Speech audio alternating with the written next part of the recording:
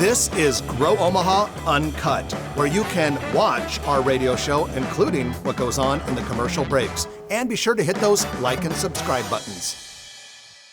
Well, good morning and welcome to the show. Jeff Beals here at your service. This is the only show that you will find in the entire metro area that talks about business and construction, real estate, local growth and development, economic development, fun things related to your favorite city becoming bigger, more vibrant, and more prosperous. Our sponsors are D&M Roofing and Siding, along with Dingman's Collision Center. And now it's time to bring on my co-host, a man who is enjoying broadcasting high above Underwood Avenue in beautiful downtown Dundee, and a legendary real estate deal maker, Trenton Magid. Good morning, ladies and gentlemen. Good morning, Jeff. Well, good morning to you, sir. And we have to give a quick programming note. Trenton mentioned this on last week's show. Only 3 times. Three times.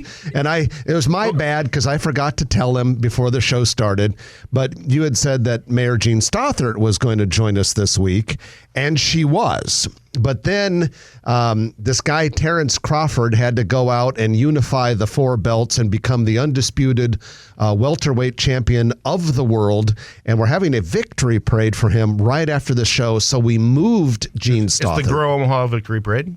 Yeah, the Grow Omaha Victory Parade. Actually, that's not true, but had they asked, maybe we would have thrown a little money into the hat. But Jean has been moved to mid-September because we are going to celebrate our hometown hero, truly one of the greatest athletes in the world right now. It's going to be huge downtown. And a couple things. Number one, I was totally not going to throw you under the bus. I was going to say, because of the parade, we had to change the Jean Stothert episode.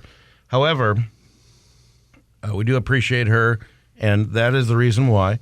But also, I will be very upset if they don't announce that some benefactors come in and say there's going to be a larger-than-life Bud Crawford statue by the CHI Center or somewhere downtown, a big bronze or whatever they make it out of. Oh, well, kind of like they had the Rocky statue. I know everybody will refer to that, but this is a real person, ladies and gentlemen. And, you know, he's 147 pounds of steel, but I bet you they'll make it larger than life. The statue will probably weigh more than the champ weighs. A lot more. But no, you know, that is a good point. We definitely do need to have a Terrence Crawford statue, and the CHI Center would be the perfect place because that's where he brought everybody. Well, he's fought there several times. He's defended his. I've seen him 3 or 4 times there. Oh, have you really? Oh, yeah. Yeah, well, that's the perfect place for it. Yeah, in Philadelphia, they had put it at the top of the art museum where Sylvester Stallone ran up the stairs in the first movie. Yeah. And then I was just there earlier this summer. I took a bus tour, and they moved it down to the ground level off to the side because they decided it wasn't quite highbrow enough for an art museum to have a boxer there. But it's not real. And he was not real. But it'll be interesting to see. Yeah, there's definitely got to be a statue. Well, so folks, listen to the entire show today. And then as soon as the show's over, the parade starts. I think it starts about 19th and Farnham Street and ends at the Jean Leahy Mall. And free parking at the city parking garages and meters and bus routes. You can get on at the Orbit at Westroads. And go down there and take it all the way down, and listen to us on your phone as you're taking the Orbit downtown. So you've got time to get down there. I think there are going to be thousands and thousands of people. It's going to be a spectacle and certainly enjoy a great celebration. So our own Brad Williams, who is one of the most accomplished photographers in Omaha, was granted early access, a sneak peek, if you will, of the 2 riverfront parks that have yet to open. Heartland of America Park and Lewis and Clark Landing. They will open on August 18th, which is about a week from now. So at any rate, if you want to see what some of those park views look like, go to the Grow Omaha Facebook page, and Brad has posted about 4 or 5 of them on there. Can't wait for that to open. That park is those 2 parks are going to be a smash hit. The photos are beautiful. It's game changing, and it's free. And the stakeholders, most of that money was private, and the people that had the foresight and the inspiration to see this through are awesome. Big public restrooms, just the amount of things to do, and it's going to continue on the Iowa side as well with the Mid-American Energy Tower, and it's a Discovery Tower, something they call it. It's a big. That'll be awesome. It'll be like that'll be awesome. Many platforms, and then they're going to have like glides, kind of like a. I imagine it's like a zip lining, but you're harnessed off of 480 foot rides that take people down. Then they're going to have synthetic. I say synthetic, but they're going to have caves. They're going to have man-made caves or women-made caves, whatever you want to call it. But that you can go in there and find different discovery things, and that'll be neat when that finally gets done. We don't have a timeline for that, but it'll definitely be a new attraction. Yeah, I'm anxious to get that going. Well, let's go into our news of the week, which is brought to you by Eagle Mortgage, eaglemortgagecompany.com. If you want to stop by the office, it's at 114th and Davenport. But Eagle Mortgage has been doing what they do for more than 3 decades, countless clients served. And you know, buying a new house is one of the biggest financial decisions most people ever make. And it's very important, and sometimes it can be a little bit stressful. And so when you're putting yourself in that situation and taking that plunge, one of the things you want to do right at the beginning, and I mean very beginning, is talk to Eagle Mortgage. You can work with them, figure out where you stand financially, get a pre-approval letter that you can show to the realtors that represent sellers of houses you might be interested in. And they just take good care of you. We know the team personally over there at Gromaha. We've been working with them for many years now and have talked to countless people about how good they have been treated, how well they've been treated by Eagle Mortgage. We've had a few people to say, hey, you guys talk about Eagle Mortgage all the time. They financed my house or they did my loan. And strongly recommend them. You can find them online, like I said earlier, at Eagle Mortgage Company. We'll help you fly above the other offers with that Eagle Mortgage pre-approval letter. You're playing on the Eagle theme. Yeah. It took you 7 years because I think they've been with us for about 7 years. It took you all that long to come up with that? No, I had it. Okay. Well, first up on the news item, Trenton, Google is officially announced, we kind of already knew this and maybe talked about it a little bit, but they officially announced this week $350 million more in capital investment on the Council Bluffs campus, the Council Bluffs 1,000 acres or plus data center campus. Yes, sir. It's 1,000 acres. It's a little bit east of I-29. Bungie Road. On Bungie Road, and for a lot of people that are not sure what that is, it's just north of the Mills-Pottawatomie County line a little bit. And that, like Trenton said, 1,000 acres, it's absolutely huge. And they've been building on that 1,000-acre campus for, what, maybe a decade now or something like that? $5 billion. Unbelievable. I remember when $5 billion was a lot. Well, it is a lot because if you look at the size and scope of those Google data centers, now that $5 billion also includes some investment on the Nebraska side. They have a data center that is under construction in Papillion along Highway 50 at about Schramm Road. And then I don't know if the $5 billion includes this, maybe not because it's in the early stages. They have a huge 500-ish acre data center in northwest Omaha that is kind of early in construction. Rapidly expanding. And do you ever wonder if people that live near a Google data center, whether they get faster searches, or if you live near a water tower like an Elkhorn or Gretna or something like that, your water pressure is a lot higher? You know, there's a series of commercials. I think it's for Twizzlers, and they have like some person contemplating a thought. There's one where there's a guy that says, why can't I wear white after Labor Day? You should submit that for their next commercial. Those, okay. All right, next up on the news is a project called The Nook. Bluestone Development plans to build a $46 million project with 250 rental units near 8th and Pine Street. This is on the campus of the former Grace University. Grace University went out of business, so to speak, a few years ago. And part of the campus, Bluestone turned into an apartment building, kind of their old administrative and residence hall building, which before that years ago was a hospital.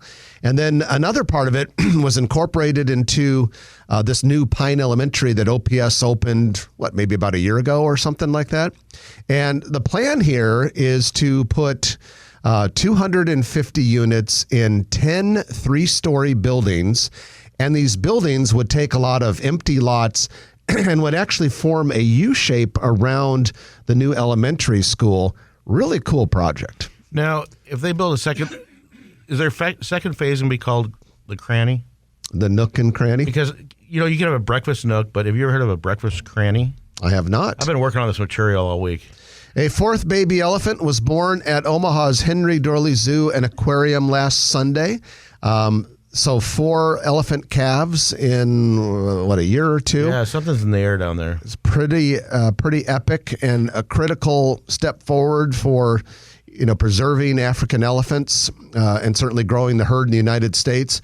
Herd size is getting pretty big here in Omaha. We may have 1 million people in Omaha, but we now have 9 elephants. They're doing something with the peanuts down there.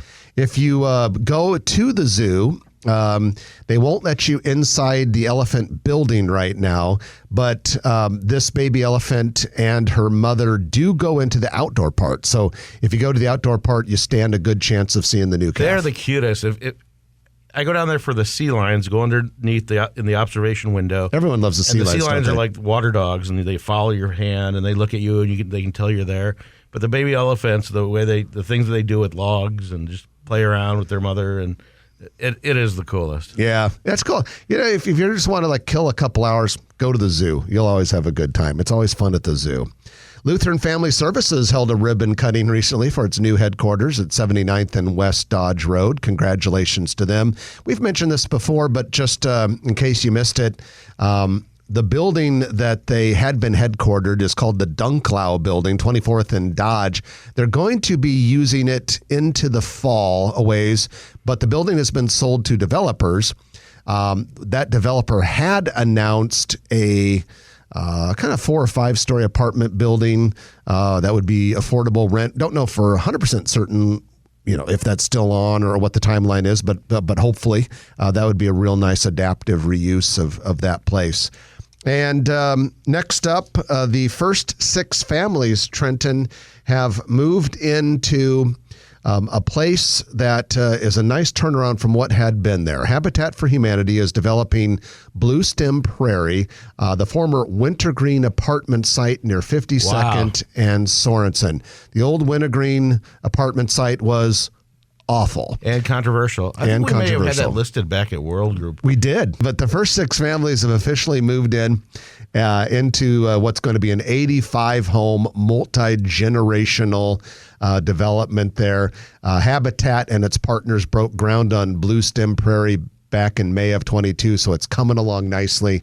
And that's a nice success story when you take an area that had been known for a lot of problems and turned it into something pretty cool. So that is your news of the week, which is brought to you by Eagle Mortgage, eaglemortgagecompany.com. We're going to take our first break of the hour, and when we come back, we're going to bring on Eric Miller. He's a senior transit planner here in Omaha, and we're going to talk to him about some things related to the streetcar and development that can happen because of mass transit.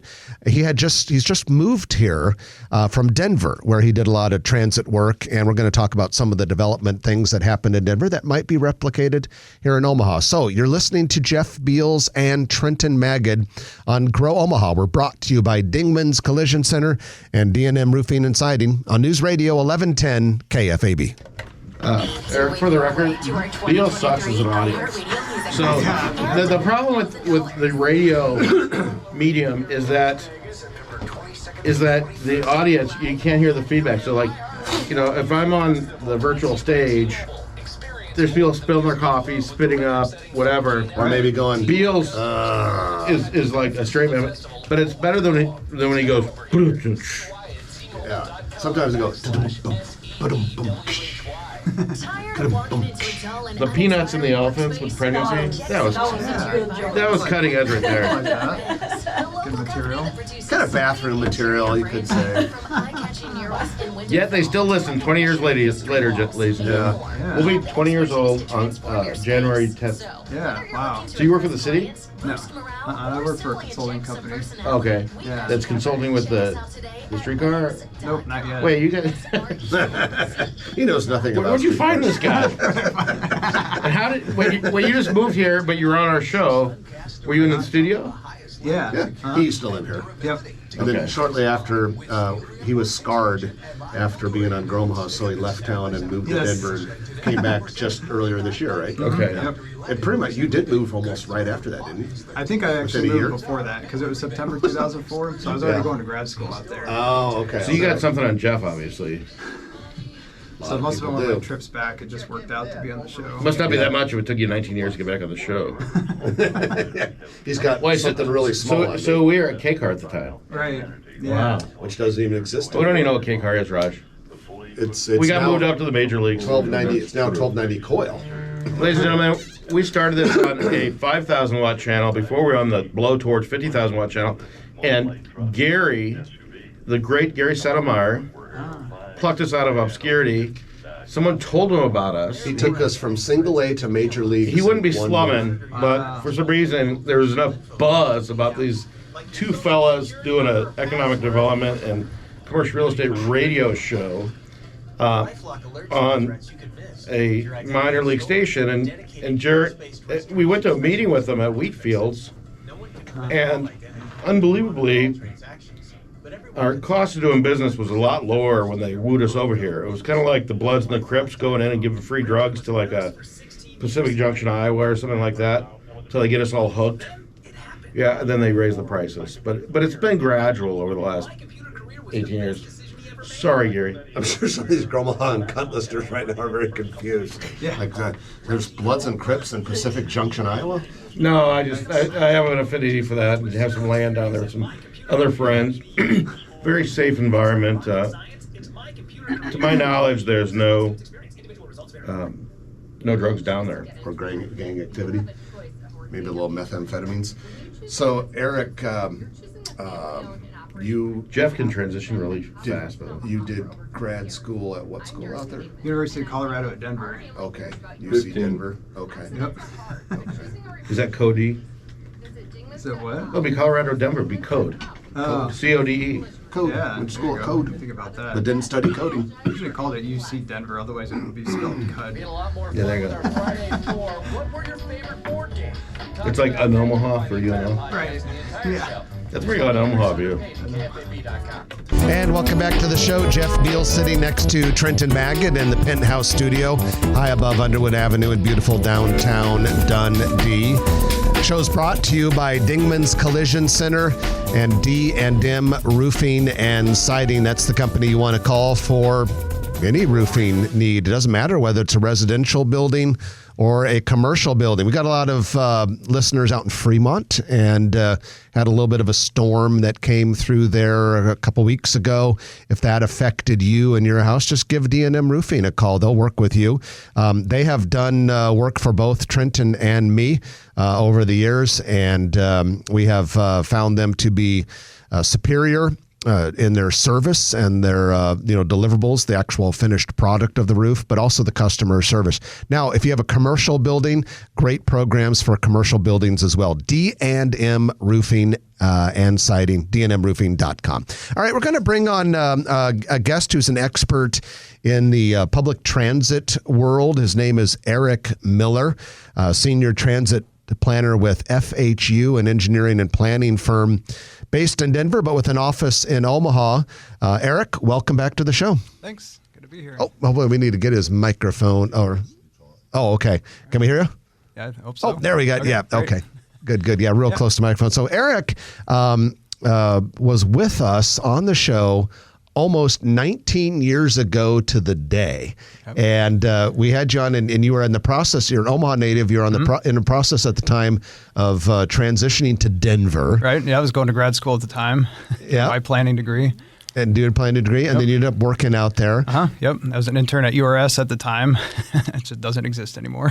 And now after all these years, you've come back to Omaha, but you're still in the transit world. Yep. Still doing transit planning. And it's a nice time for you to be back because, we're going through these plans to get our streetcar launched and all that. So we wanted to talk to you a little bit about, given your experience, because Denver, they haven't really done the streetcar thing. They did more of the light rail thing, but it's been a big success. Yep. And it's spread out all over the metro area. And I notice every time when I'm driving around Denver, when I'm on one of the freeways, their light rail oftentimes follows some of the freeways like I-25, 225. I'm starting to see transit-oriented development pop up along there. So, well, first of all, why don't you just give us an idea about what transit is like in Denver, and then we can talk a little bit about transit-oriented development. Yeah, that sounds good. And so I actually worked for the Regional Transportation District, RTD, their transit authority, for about 12 years. And so during that time, we opened 9 new lines or extensions, rail lines. And so it was an exciting time for growth. The Denver model was basically based on a regional model, trying to connect all the cities together because there's a lot of different cities and one transit authority covers them all. And so we tried to get everybody together on this plan. And I think every mayor was in favor of it except for one. So it was a pretty big, successful deal. So when you talk about light rail, and I actually, in a different life, when I was in the Los Angeles area, we had the RTD as well. And Yep. when you talk about light rail as opposed to streetcar, I assume that light rail means it's a dedicated, is it dedicated, not following the automobile traffic? Right. Yep. Yeah. Dedicated right away. And I should mention there's a difference. There's light rail and commuter rail, which is basically the difference in Denver. The commuter rail just uses different vehicles. We basically have the same 15-minute, 30-minute frequencies throughout the day on all the corridors. But for the commuter rail, it meets FRA standards for running on freight track is basically the difference. So there's a little bit of both. So like, for example, the A line that goes from downtown to the airport in Denver, that's commuter rail. Even though it is? Yep. A lot of people say it's light rail, even in Denver. I mean, they just think, oh, everything's light rail, but there's a difference. And even in Denver, we have some almost street running light rail that acts like a streetcar, like one car trains, stops every 3 blocks or so. So Denver's had this great success story with their light rail. Of course, they're a market size, probably 3 times the size of the Omaha market size, if not more. But Eric, talk to us a little bit about some of the development that has happened in Denver because of all of this light rail. Right. Yeah. And so that's probably been the biggest positive thing to come out of this. I remember when we've passed fast tracks in November 2004, which was a big vote to increase the sales tax. A lot of things we're talking about. We're going to reduce the air quality is going to get better. We're going to reduce traffic congestion. Well, that didn't happen as much as we wanted it to. There's still a big mode split. I think like the transit mode share went up a little bit, which is good. But the biggest thing was the impact to the land use and the impact to development, especially around stations. That's been huge.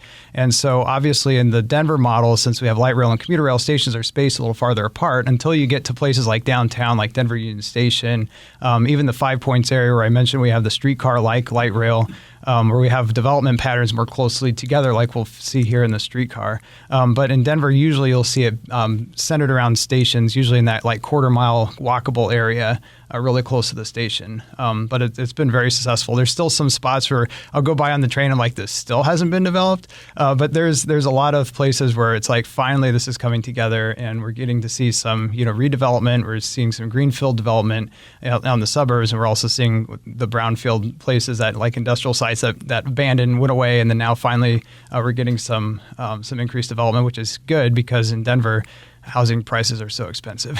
Does Denver charge for their light rail? Yes, yeah, it's fare based, and there have been several changes over the years. One of the changes they're doing now is kids are going to be able to ride free starting, I think, this month.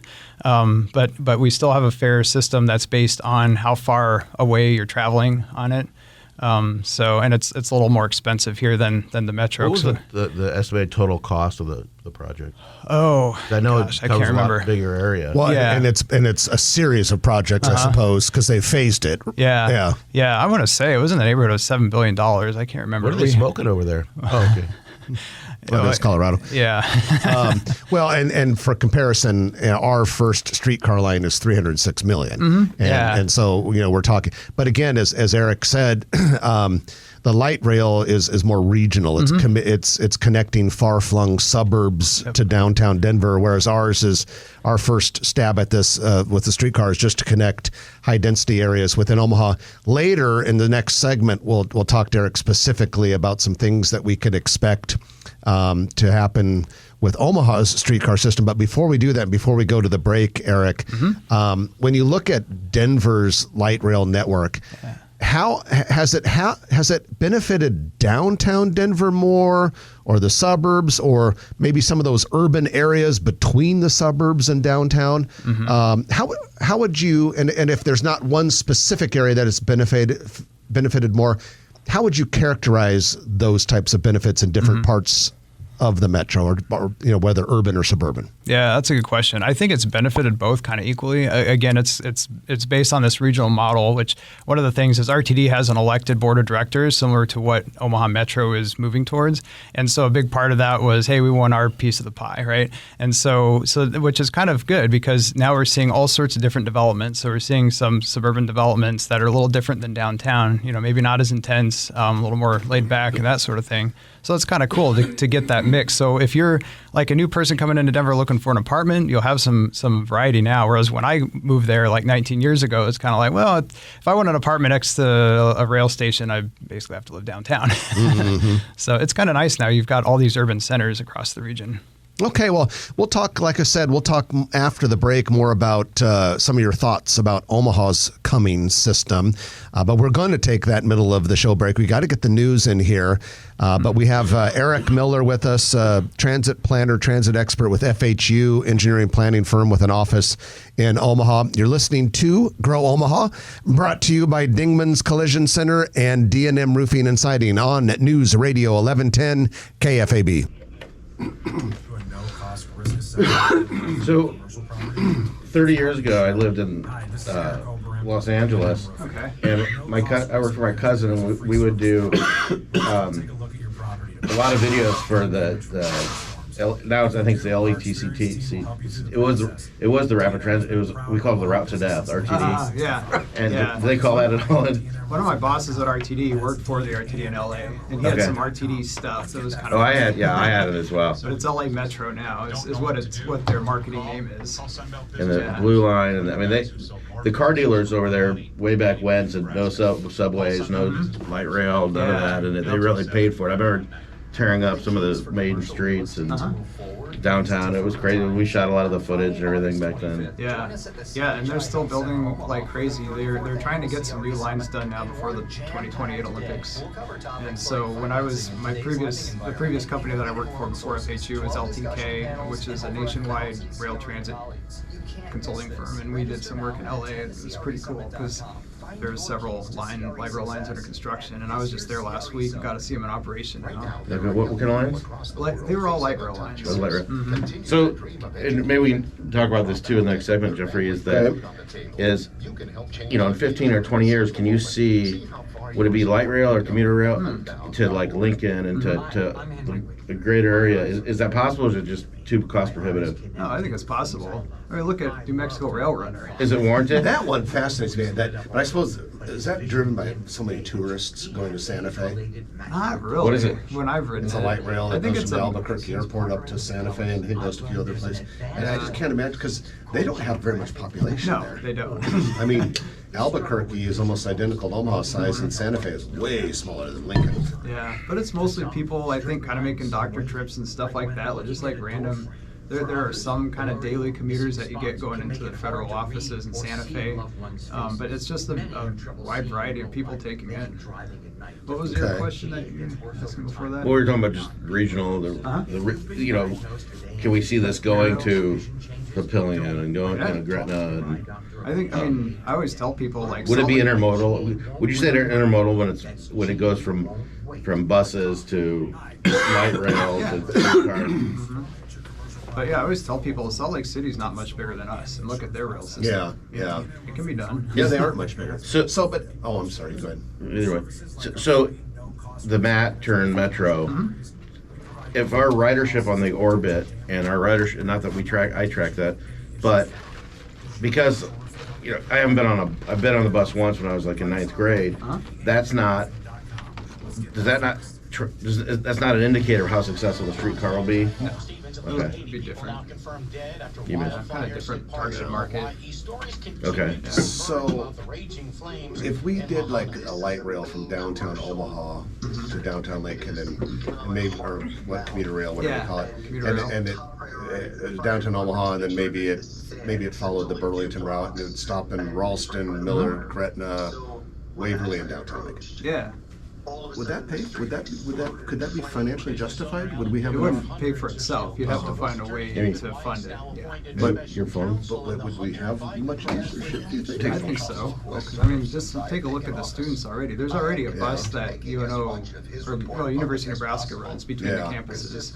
So you take advantage of that. They wouldn't have to run that anymore. You just connect to the train, for example. Yeah. So you start there, and then plus you add in all the other people that can use it that aren't using it now. Yeah. Yeah. I mean, because I always figured, And football games. I mean, 7 times a year for Husker football games, it would be a smash hit. But that's 7 times a year. Yeah. Who was the company that would take a shuttle between Omaha and Lincoln all the time? Was Gallup or Gallup did that for a while. Yeah, right. I Gallup remember did that for a while. I wonder if it was like a party bus. I don't know if they still do. Probably not, but Yeah, maybe they do. I remember So- hearing about it though. Yeah, you used to see it sometimes. Do you guys want to talk about on the air about how if you don't have tracks like the streetcars don't have tracks in the street, if you don't have that, people won't build. How important is it? If it was just rubber tired or some kind of technology that didn't have tracks, Yeah. you can move it too fast. Everybody says you can move it too easily, but does it? The utilitarian value of this, it'd be a hell of a lot cheaper to have buses do the exact same thing. Right. But Or only the trolley. yeah. So that's kind of a silly. No, but I mean, that we've always talked about on the show. It's like you got to have tracks in the ground. Yep. Is that something you want to address, or? Yeah, if we have time, it's going to go fast. Yeah, isn't it amazing how fast this show goes? It is. Well, this segment will only be about 5 minutes. But yeah, the tracks are about permanency and the legibility. That's what it creates. Legibility. Yeah, What do you mean? you know where it is. You know it's Okay. going to be there. You can count on it. With a bus, people say this. You can change a bus route anytime. Well, you kind of can, you kind of can't, because you're always going to have people complain like, hey, you just changed my route. Oh, we're not? Okay, I thought I heard music. But I thought I heard the... so You big it teeth. does take a lot to change a bus route, so it usually doesn't happen. But still, there's that kind of thought of like, well, I don't know. If it's really going to be here next year, can I build this development and count on it? With the tracks, you kind of make more of a bet that it's going to still It's be funny you there. say that because I've a couple times this summer when I've been in Kansas City, I've driven on that Main route Street? where they're adding the extension Yeah. to the streetcar line. Yep. And you can actually see them how they build those, and the rails go in and they pour the concrete around. It's been kind of cool, but it's a little bit bigger of a project putting those rails in the street than some people might think. Right. I mean, Yep. it's pretty. And snow doesn't affect them? Not usually. Like in Denver, we have some pretty nasty snowstorms. We'll just keep the trains running to keep the right-of-way open. And that usually does the trick. Oh, the fact that the trains are pushing the snow out of the way. Yeah. They're not heated or anything, the rails? Not usually. We usually switch or heat the switch points to keep those moving. But the rail itself is not heated. The problem that you'll have is the catenary wire will freeze up, and then you'll lose your electric connection. Oh, that. So that's why you got to keep the trains running to keep the ice off the catenary wire. Oh, the ice could be like if you have an ice storm. Yeah. Then you can't get the power to the car. Right. It's all about the catenary wire. Yes, it is.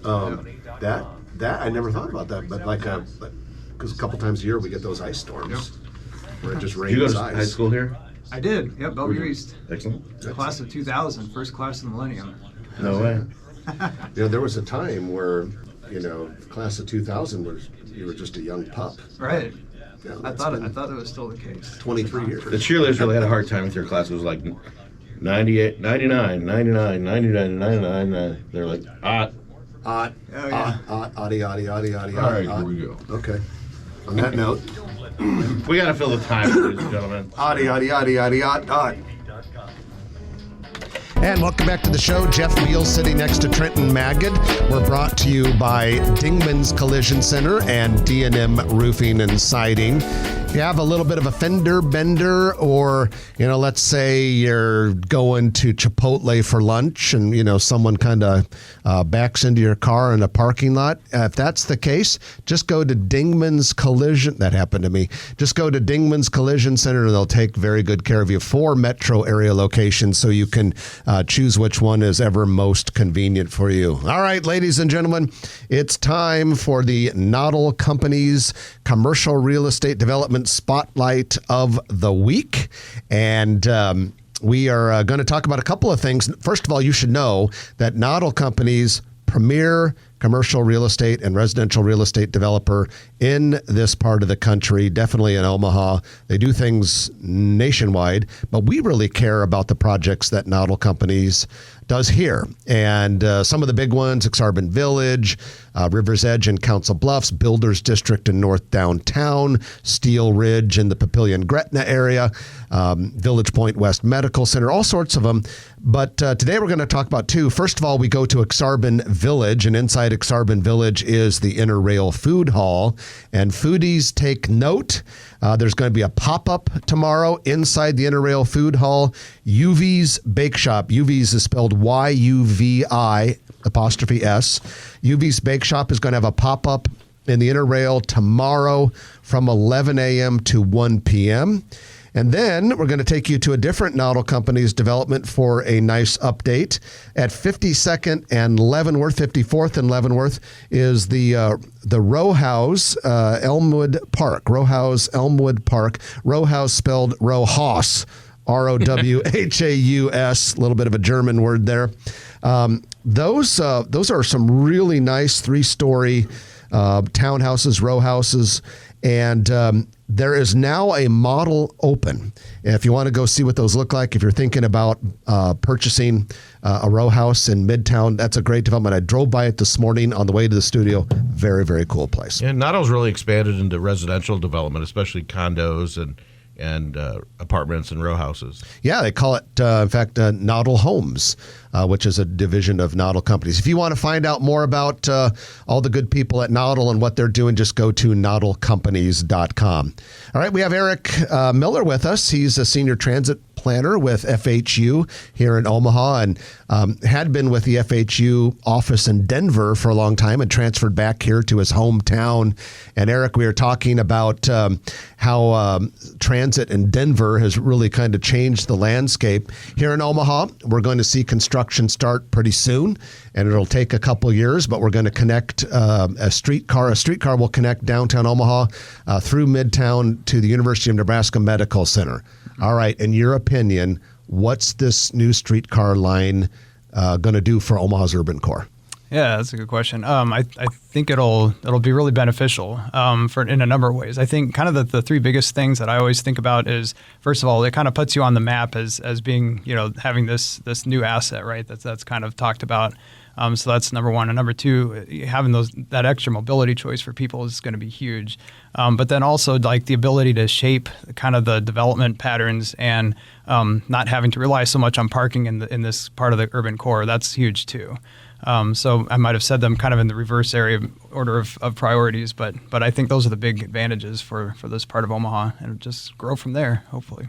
So our streetcar will be free. Mm-hmm. There's going to be no fare. Right, like DC and Kansas City. Okay, how important is that? Well, I think it's good. You see a lot of transit agencies, not even with streetcars, with buses, trending that way, like Kansas City's system, for example. We've had some others, and I've been somewhat involved in other studies that look at, hey, should we transition to a zero fare? Because part of that is it gets to a point where, for example, there's not a single like transit system or rail system for passengers that makes a profit. And so you have to figure out how much is that subsidy. Well, if your fare box recovery, like how much fares cover the operating costs, is so insignificant, so small, is it really worth charging fares? Because you have to, collect the fares and maintain the machines and all that. And so you get to a point where maybe not. And so I think that's kind of good. And then just the accessibility and the equity for letting passengers ride is huge. Not only that, people will rely on it for getting to work and things like that, but the flow and saving the time Yeah. to figure out how to pay for it and all that kind of stuff. Good point. One part of it thank you. One part of it is when someone doesn't pay for something, it's kind of you get what you pay for. But I think this is different. You know, if you have a public event or something, and if you don't make people register, or you don't make them pay a nominal fee or something, they just kind of like forget it. But this is kind of a necessity for some people, and then. I think it's great that nobody's going to complain that it's free. They're going to complain about how it gets paid for and make sure our taxes don't go up, which they shouldn't. But right. so I give the stakeholders credit for let's make it no charge. So, Eric, let's say this thing is a big success, and we hope it is. I think there's a good chance it will be. Where, in your opinion, as a professional transit planner, where would maybe a second or a third phase be? Where will we extend this thing beyond the downtown midtown line? Yeah, that's definitely something to think about, and always something you want to keep in mind as you're building that first system, because then you want to think, hey, are we putting this in place where there's a logical extension, and we're not, doing something that we have to tear out or really deconstruct in 5 or 10 years. But so there's some logical extensions. There's obviously a couple north, like 30th Street, maybe 16th, south, maybe 10th, 13th, going out west, Arcs Harbin. Do we take Saddle Creek? Do we go through UNMC? That sort of thing. East to Council Bluffs. I think what makes sense is you just kind of look at where the local where you have the local people that are really supporting it and moving forward. And so what I see is like Council Bluffs is way ahead of everybody else with the extensions, because they've already done a couple of studies. They're doing another study now that'll start soon, an environmental study that'll last a couple years, so that puts them in line for federal funding. So as challenging as it is to get across the river and go over that way, they've actually been putting in a lot of work, so that's good to see. So that could potentially be the first one. But I could What also about the airport? Yeah, the airport. That's a good question. In my mind, obviously, coming from Denver, it's a lot different because our airport is huge.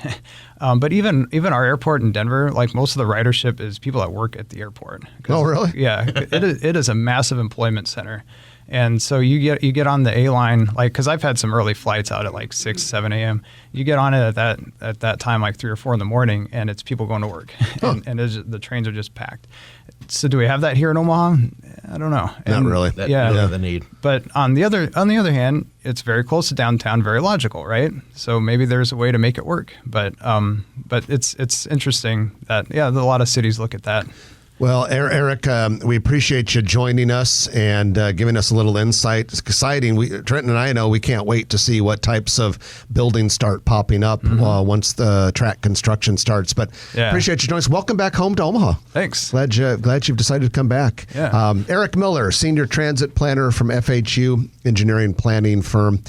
With an office here in Omaha. We're going to take our final break of the hour, and when we come back, it'll be the Turner Construction Lightning Round. A lot of things on the list that you don't want to miss.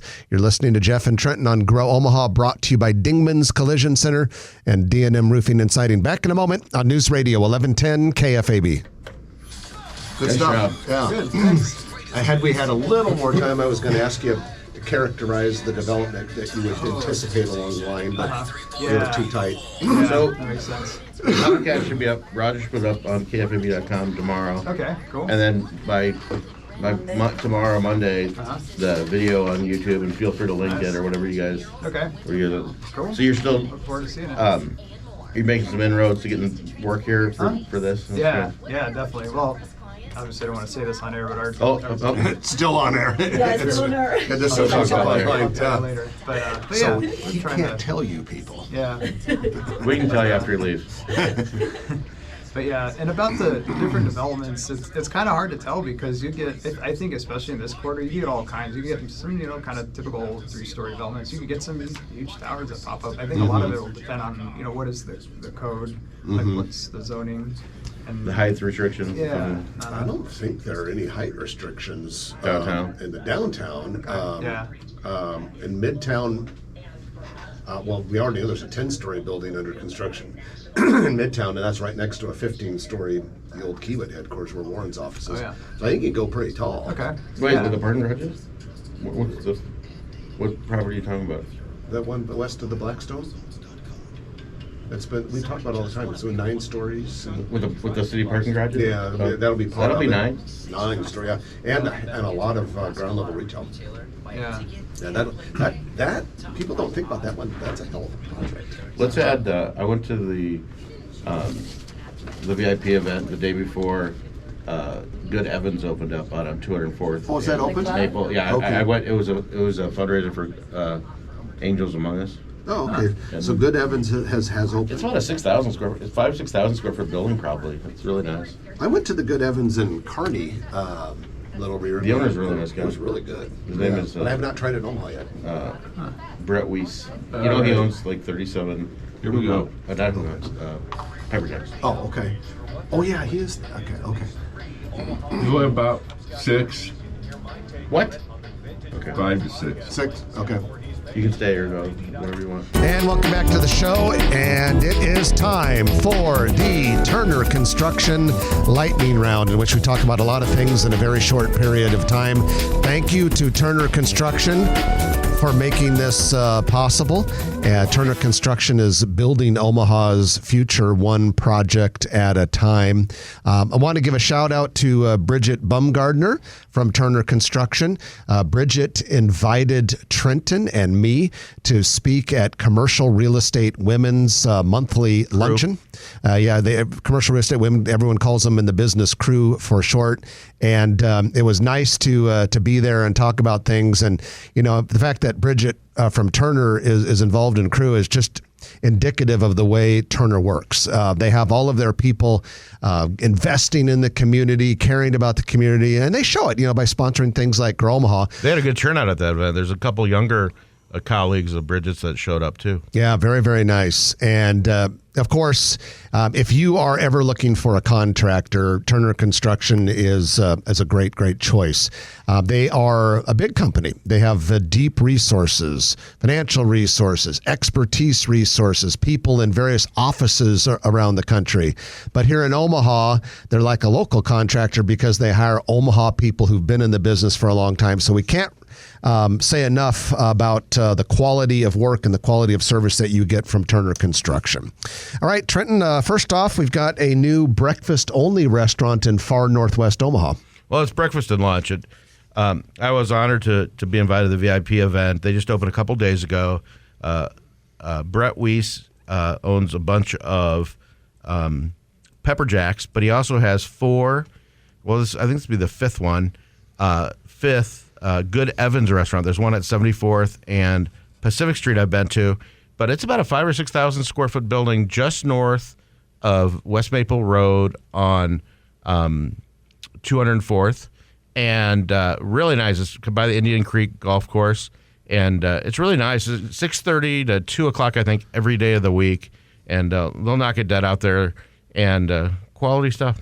Five Guys Burgers and Fries will open a location soon at Cornhusker Road and Fort Crook Road in Bellevue. That was a surprise. Jay's Smokehouse has opened inside the American Legion building at 230 West Lincoln Street in downtown Papillion.